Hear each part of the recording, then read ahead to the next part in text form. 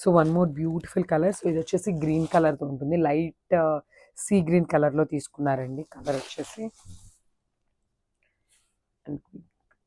Blouse చూపిస్తాను పళ్ళు. So చూసారు కదా, దిస్ ద బ్యూటిఫుల్ పళ్ళు. సో మనకి పళ్ళు మీద శారీ మీద కలర్ కాంబినేషన్స్ కూడా చూడండి చాలా నీట్గా ఇచ్చారనమాట.